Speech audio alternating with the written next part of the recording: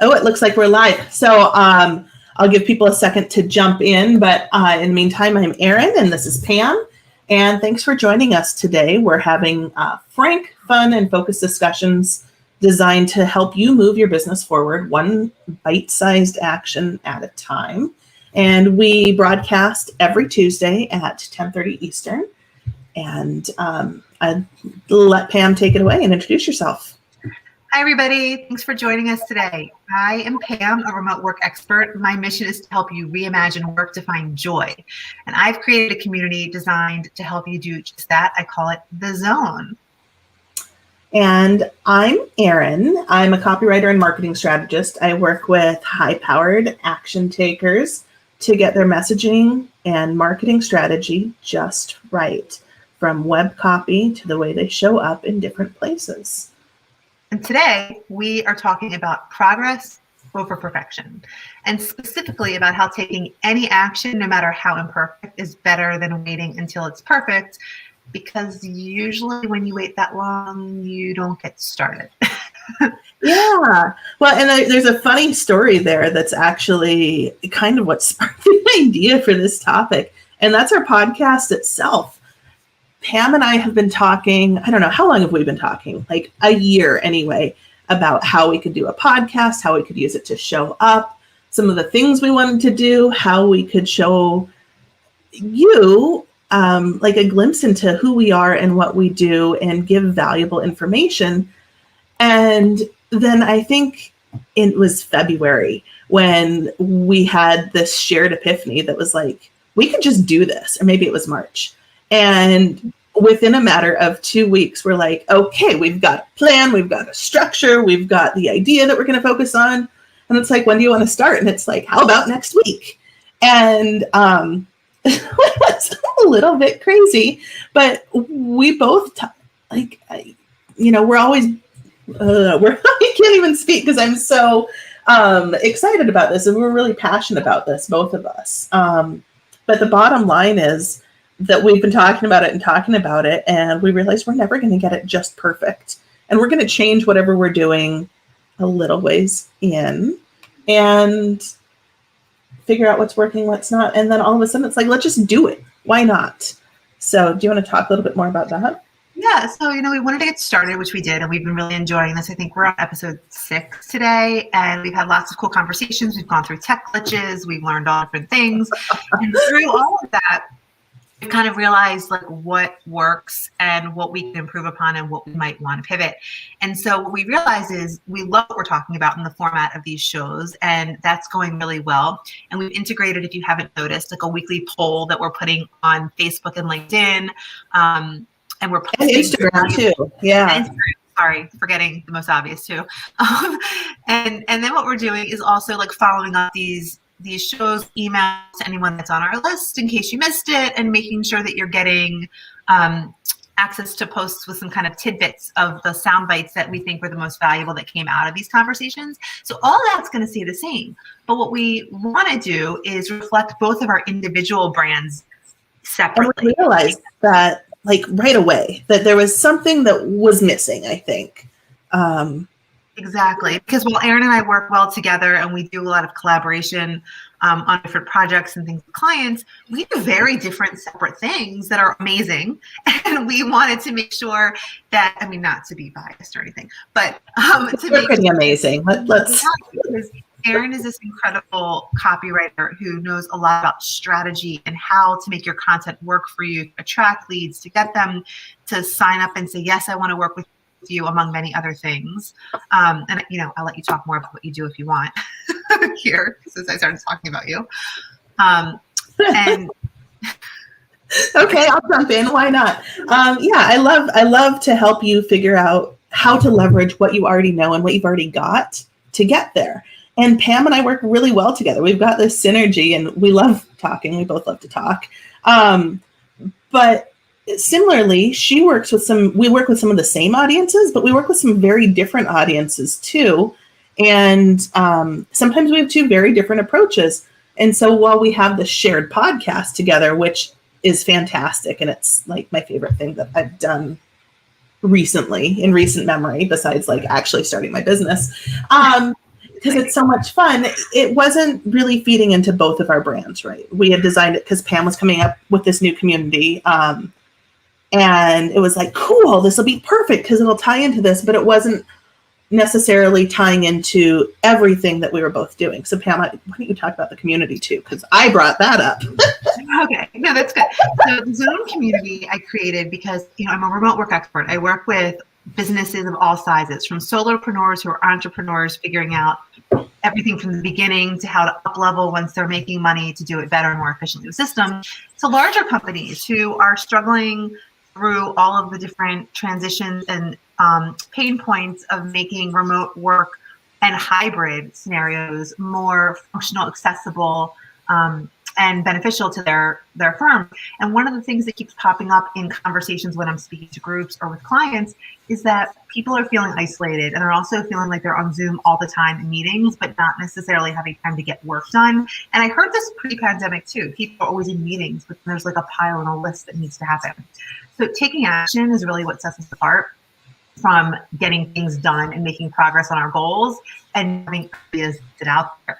The Zone community was created to bring people to a space where you can have virtual co-working opportunities to take action and get things done while growing your network, overcoming isolation, having some fun, meeting people who are doing something similar or maybe even beneficial to you, and expanding your referral network and collaboration partnerships through joining a part of this community. So when can I interject something?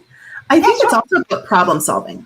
And having access to people who, a lot of times in the chats, I've noticed someone will be like, hey, do you have a resource for this? Or do you have any ideas for solving this problem?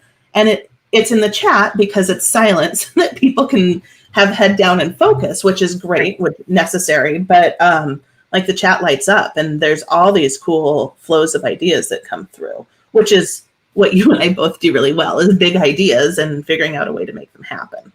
Exactly. And then I've even had people do breakout rooms because they wanted to have a side conversation and actually talk more collaboratively during these conversations. So what I'm finding is this community has been a great outlet, like you said, for people to get things done, for people to collaborate, to really, like you said, expand their knowledge. We also have masterminds and special events and workshops at the point, which will come later.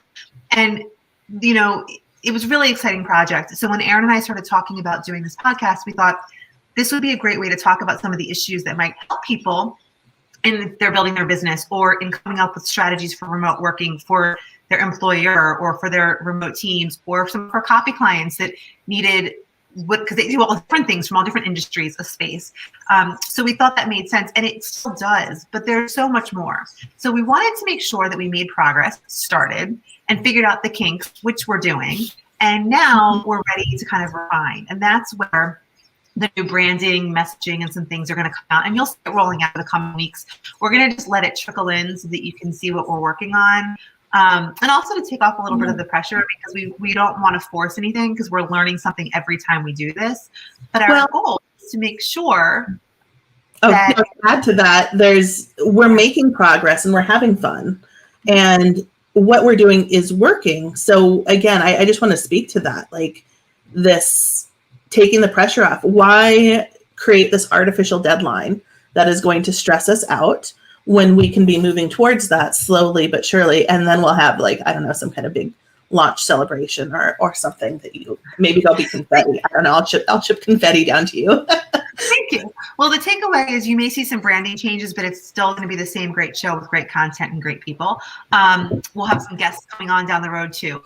But the one point that I want to make and bring it back to kind of the topic of the day is that we want to make progress. We want to keep doing things to forward our goals. And, I love what you just said, Aaron, about the importance of really having fun along the way, taking what's working and what you're doing, and not setting artificial deadlines. Because when we set artificial deadlines, because that's usually what deadlines are, it can confine us to a place where we have all of this pressure and we don't feel good about something that we're doing. That being said, I'm all about deadlines, because if you don't have one to work towards, you don't necessarily it sits there and you can procrastinate forever.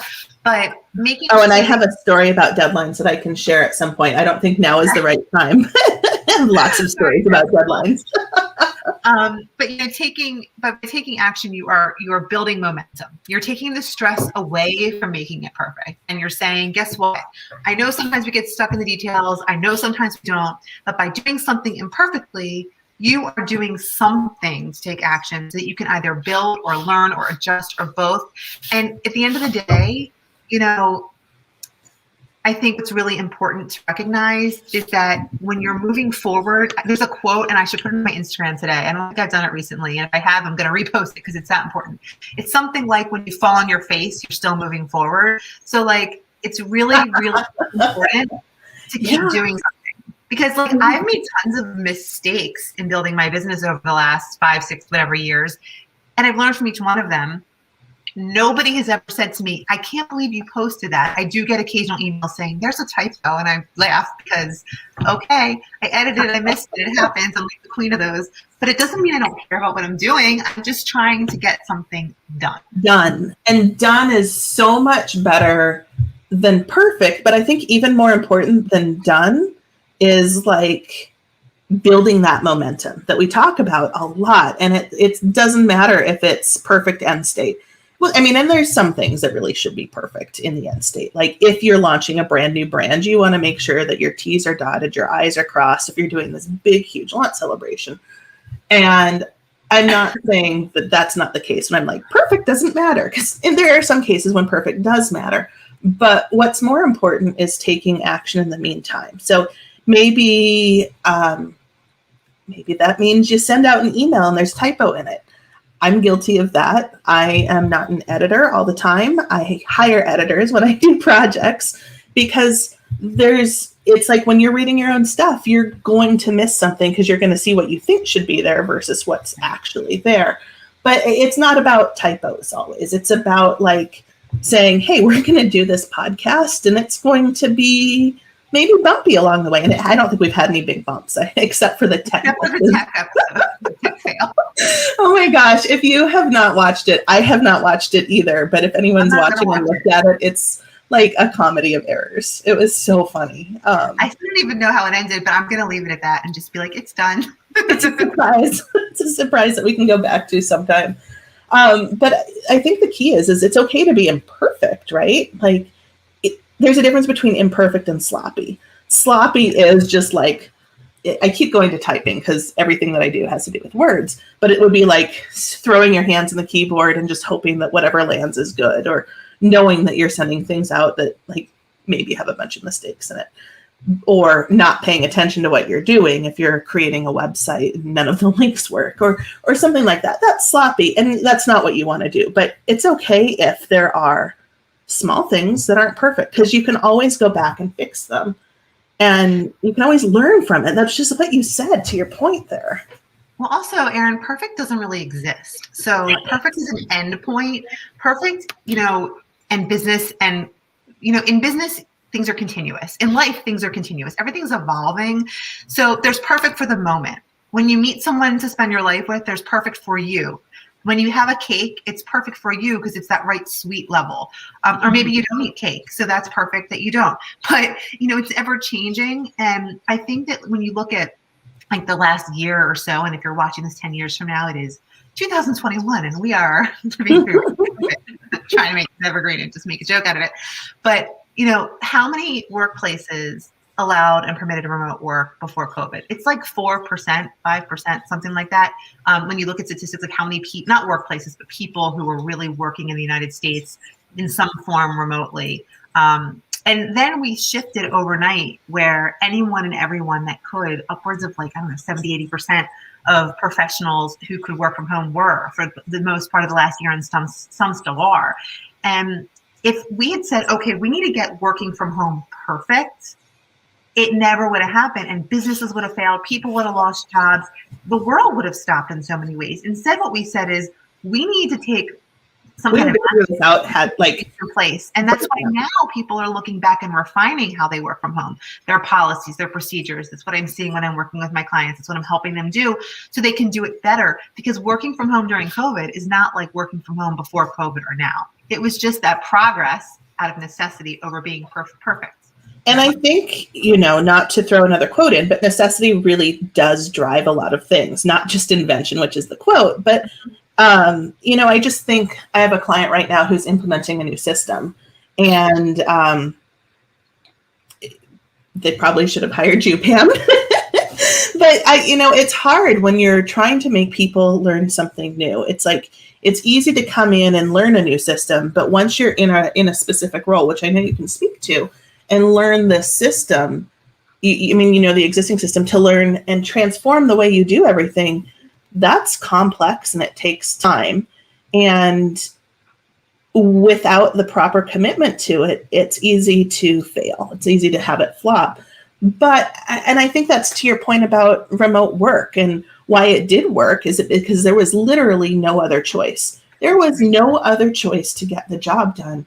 And I think I saw something, I did see something, I'm trying to think of this exact stat, but it's something like we are 10 years further down the road in technology from 1 year of being semi-remote and having to make things work than we would have been had 2020 not happened.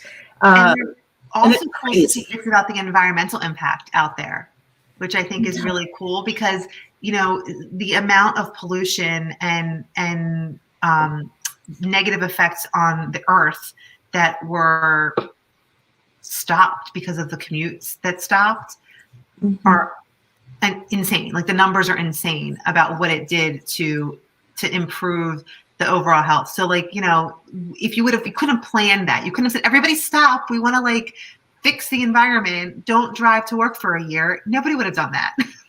No, but all of a sudden, if there's not a workplace to go to, but there's still work to do. And I think there's also some, and this has no impact on our initial idea, which is progress over perfection. But I think the other thing that, and now I'm going to say I lost my train of thought, which is so because I had this idea and it was like, while you think of it. It has to do with the way people exist in their homes. And it just, some of what I have seen in trends for how people are building homes, buying homes, which is insane, by the way. Both of those markets are nuts, both with supply chain logistics and availability.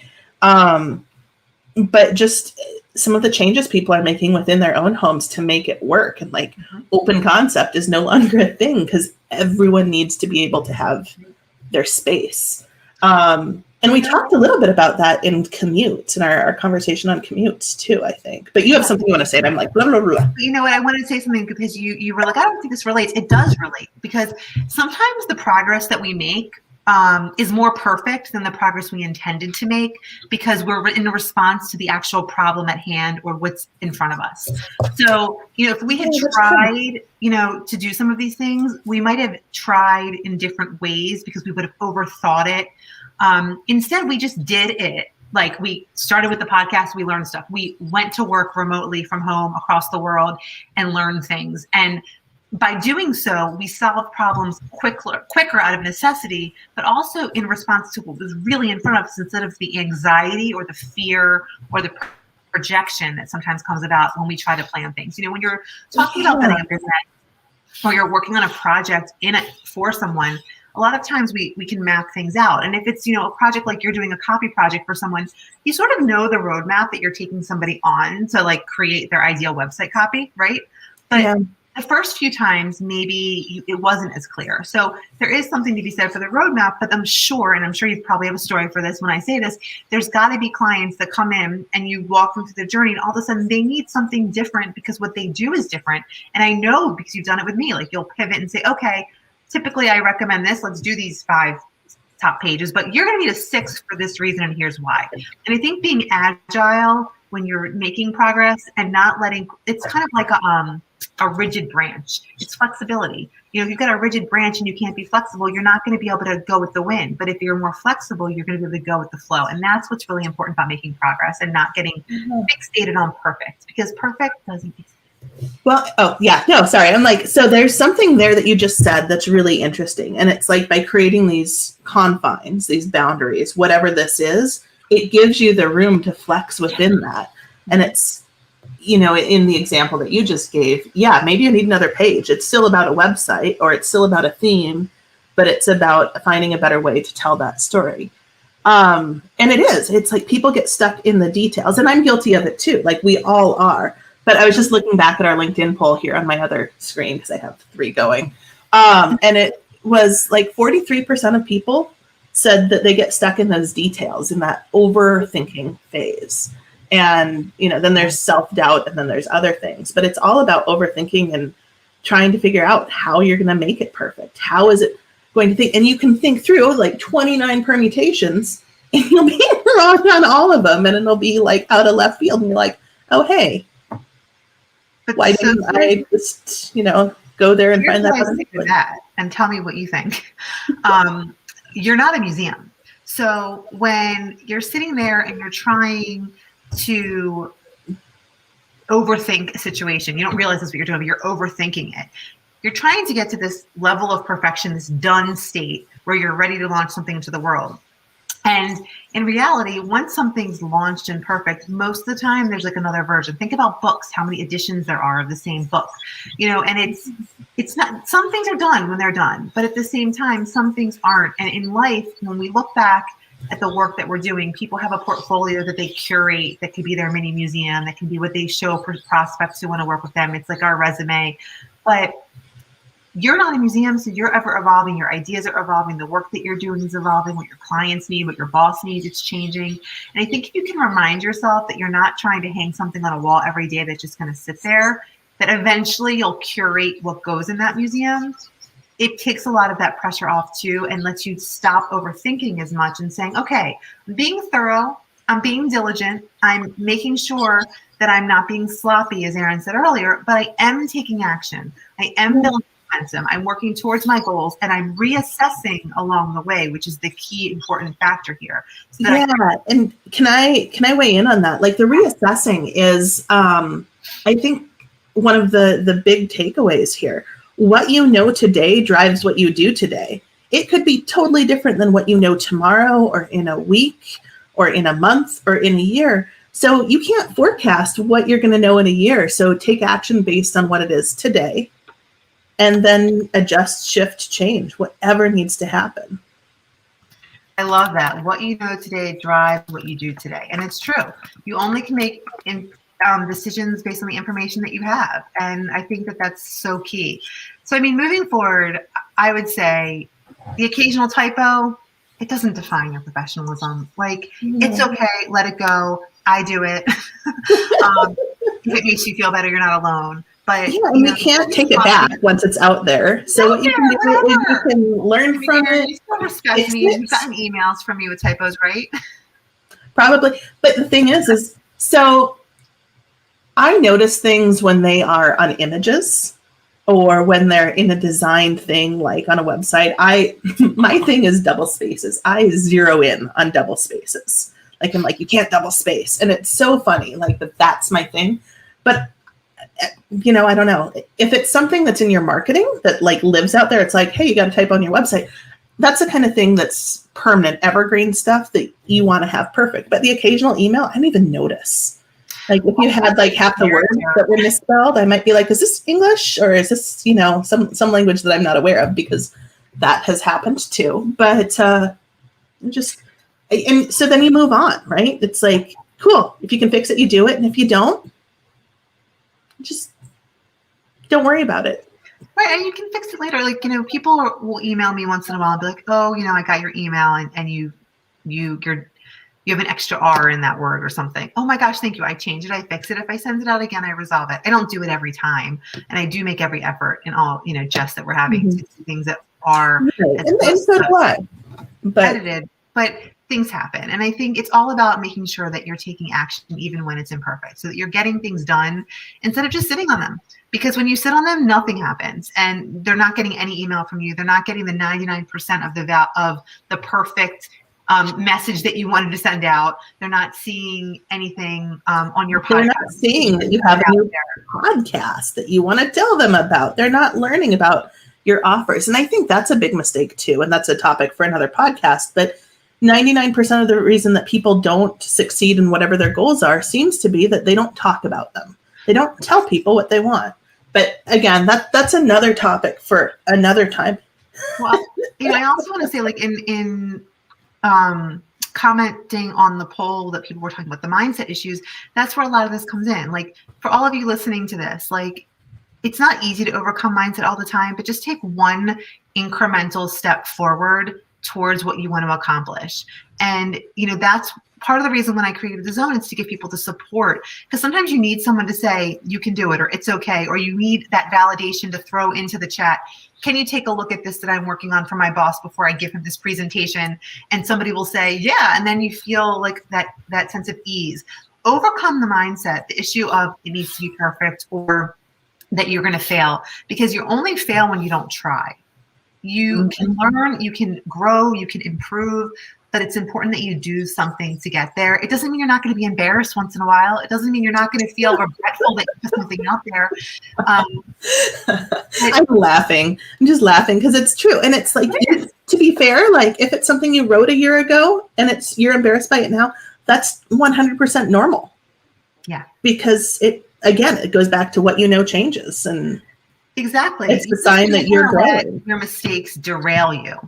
Right. Like you said, you can learn from it. You can fix it. You can move on. You can sort of take it offline, even though everything's sort of there once it's out there. And right.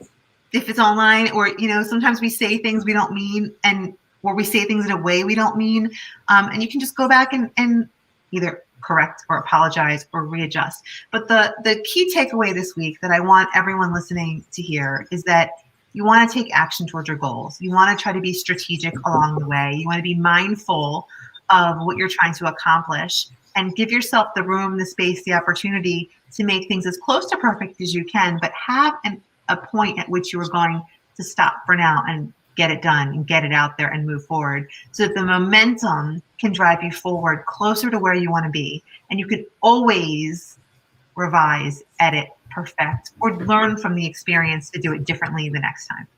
And speaking of taking that action and getting it done, if you are struggling to figure out what your next steps are so you can take action, Pam and I would both be happy to chat with you based on whatever your needs are. So shoot us an email, hi@thezone community, DM us on one of our social platforms, or go to thezonecommunity.com and you can find out how to contact us there. We would be more than happy to help, whether that's like some one-on-one sessions, just a quick email question, or joining the Zone community, because it's really beneficial. But I know we're almost, oh, go ahead.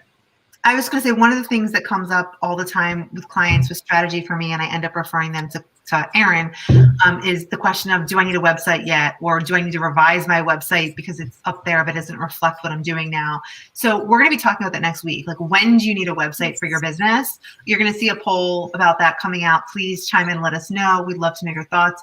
And then Erin's going to share a lot of her expertise on what she thinks about that. And I'll give you some strategies too next week. So I hope you'll tune in for that, because I'm excited to have that discussion. I am too. And I love, that's a talk. I'll stop talking about that because that's next week. So I hope you all have a great day, and hopefully we'll see you in the Zone soon. Yeah, sounds great. See you 10:30 next Tuesday. Have a good one.